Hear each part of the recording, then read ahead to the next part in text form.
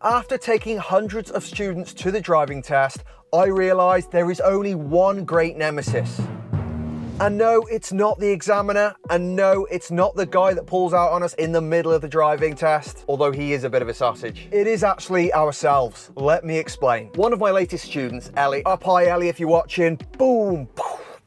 Ellie was a fantastic driver. She was confident, she was well ready for a driving test. She could confidently drive on her own without a problem. So Ellie and I went for the driving test. Unfortunately, it didn't happen. Ellie came back, she failed the driving test. And I asked her what happened, what went wrong. And she said she just kept feeling pins in her face. Her whole face was just a pane of pins. Well, I said, El, this is kind of expected looking like this. No, just kidding. So all she could focus on the driving test were these pins in her face. Not very nice. And she said she'd never experienced it before, but she did recognise this was a form of her anxiety coming on. So we went back for round 2, but this time we discussed some techniques to try and overcome that anxiety and deal with those emotions.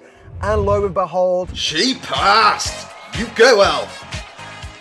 So now I'm going to share with you what we actually talked about. If you want to overcome your driving test nerves, the most important thing you can possibly do is understand them first. And the only way you can understand them is if we dive down the rabbit hole. So let's have a look. Now, bear with me for a second. This graph here is you. This green line is how you're feeling. These are your emotions. As the green line gets higher, this is you getting more emotional, meaning maybe you're getting more angry, more upset. You've got into an argument. You're worried about an exam. Now, while that green line is below the red line, you're fine. You can control those emotions. You can still think. Once we go above that red line, we lose the control to think properly. And this is when we go chimp mode. This is when you get very angry, very upset. Maybe you have a panic attack. And this is what often catches us on the driving test. When we do really silly things that we don't want to do, and we're really, really worried. We're overly worried. This is the place we really don't want to be. So I'm going to share some ways with you, first of all, to recognize this, because that's really important. And secondly, how we can bring ourselves back down below the logic line. So first of all, how do we recognize it? Well, this is the best way to think about it. Best. See what I did there, hey?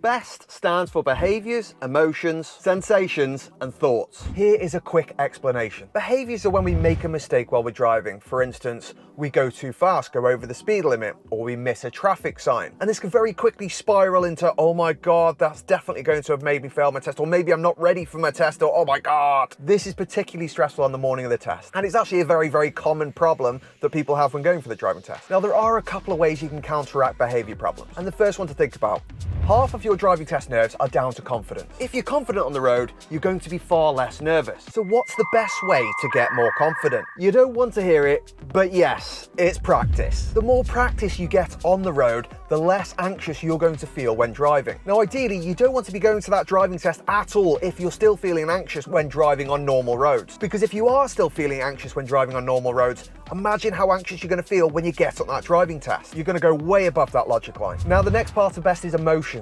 Emotions can be thought of in a single word, like nervous, anxious, scared, angry, road rage. The first thing to recognize is it's okay to be nervous. It's okay to be anxious. These emotions are normal. There's nothing wrong with them. After all, we have these defense mechanisms in the body for a reason. They help us work at peak performance. They help us focus. They help us run faster. The problems start when we get too nervous. And that's when you head straight over that logic line. The next part of BEST is sensations. These are the physical reactions we feel. Sweating, funny tummy, shaking, pins in your face, shortness of breath, holding breath. Come on, we've all experienced some of these. You know what I'm talking about. And I'm going to share some techniques with how to deal with these situations after thoughts. And the final part of BEST is, of course, thoughts. Thoughts are things like, I hate tests. I hate that roundabout. I really hope I don't get that roundabout. I will fail if I get that roundabout. I'm screwed if I get the reverse bay maneuver. Anything you say or think, really. There are a few things you can do to counteract your thoughts. And a lot of people make the mistake with the driving test with their thoughts of thinking of it like a typical exam. A typical exam, you revise like crazy. Then you go into your exam after 15 Red Bulls. You scribble furiously all over that page, getting all that knowledge out your brain. And then you pray to the almighty exam marker that you pass. Well, scrap all that. Because the driving test is nothing like that. In fact, the driving test is completely the opposite. When you turn up to the driving test, the examiner is expecting you to already be able to drive. After all, you've gone for the driving test. They're not getting in that car thinking, oh, this guy can't drive, I'm just going to put my life at risk to sit in the car with this person. No. They are thinking you're ready for your test. So they've got your certificate ready. It's with them. All they've got to do is put your name on it. You've even got full marks. You don't need to earn any marks on the driving test. You have all the marks you need. All you need to do is keep them. Just don't drive like a sausage. Well, I mean, you can drive like a Frankfurter, but not full sausage. Never go full sausage. No, but seriously, you're allowed to make mistakes when you drive. Just don't do anything dangerous. I guess what I'm trying to say is the glass isn't half full and the glass isn't half empty. The glass is full to the brim. All you got to do is try and keep it that way. Okay, now we're going to look at some techniques of how we can actually deal with these emotions this best. How can we deal with these situations to give us the best possible chance of passing the driving test? And this won't just help with the driving test, this will help throughout life if you learn to recognize these emotions. Now, here are my two favorite. Now, the best way to think about this is imagine inside you have an emotional bucket. Every time something happens, a few emotions go in the bucket. Maybe you're stressed about work, stressed about school, you've fallen out with someone, few emotions go in the bucket. Now, eventually that bucket's going to fill up. And when it fills to the brim, that's when things are going to start going badly. It's going to start overflowing. You know what that looks like. Now, these two techniques are going to help you empty your bucket slowly without going Hulk mode on someone's ass. Now, the first technique is called 5, 4, 3, 2, 1 grounding. And it's simple. When you recognize that you're starting to feel high emotions, you're heading for that logic line, things are not going so well, you need to look around you and name 5 things. Dog, mirror, camera, grapevine, steering wheel. These could be anything. They could be objects, it could be things you like around the house, pictures, anything you like. Next, you focus on 4 things that you can feel. This could be things like the chair you're sitting on, the clothes on your skin, watch, my trainers. Think about how they feel. How do they affect us? Next, you focus on 3 things you can hear. Well, now I can hear the damn fan in this car. I can hear the wind. It is windy, believe it or not. And I can hear a train. How loud are the noises? How often do you hear them? Really try and focus in, home in on these sounds. Next, you want to think about 2 things we can smell. If you can't smell anything, imagine your 2 favorite things that you love smelling. For instance, can you smell your clothes? Can you smell the car conditioner? And finally, think about 1 thing you can taste. If you obviously can't taste anything because you're in the middle of a driving test or whatever, instead think about one of your favorite tastes. By doing this, it's going to take your focus away from whatever is causing this high level of emotion, bring you back down below the logic line and help you calm down and allow you to think. Because half the time, I don't think we even realize that we're well above that logic line and we've lost our way of thinking straight.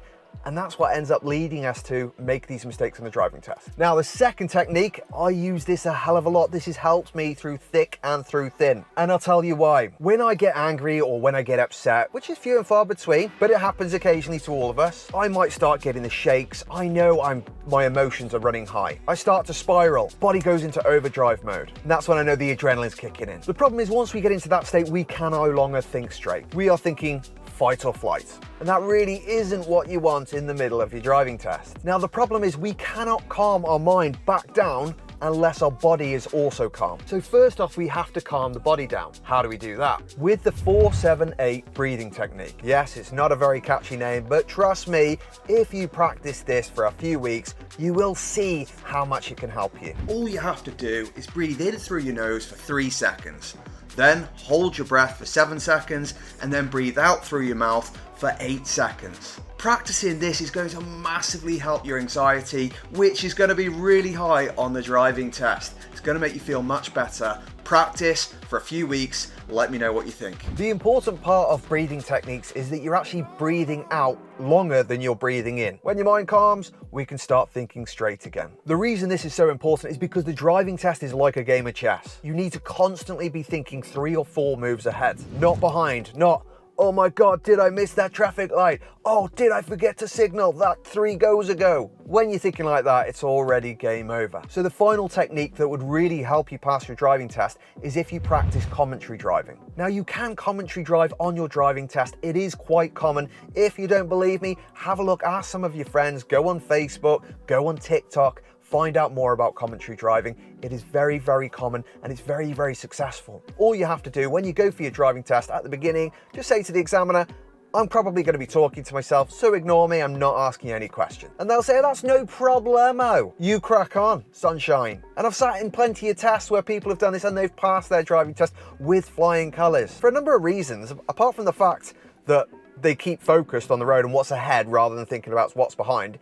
It's a lot harder to think about what's behind when you're talking out loud about what's going on ahead. But also the examiner doesn't have to guess what you're thinking, so they're not going to accidentally think that you haven't seen the car next to you when you're changing lanes because you've already told them you've seen it. If you're not confident speaking out loud and it's something that you just can't do, then instead learn to commentate in your head. Now, if you're watching this and still learning to drive and you want that extra boost, have a look at our online driving course. It is just in the link here. It's got everything you need, all the tools you need to pass your driving test. And on top of that, it's going to give you far more access to me. If you're worried about cost, it costs the same as one driving lesson, and it is going to increase your chances of success. I really hope this has helped, guys. Let me know in the comments what your thoughts are. Have you ever come across anxiety yourself? Has it affected you in your driving test? Let me know, and I'll see you through a window. Boom!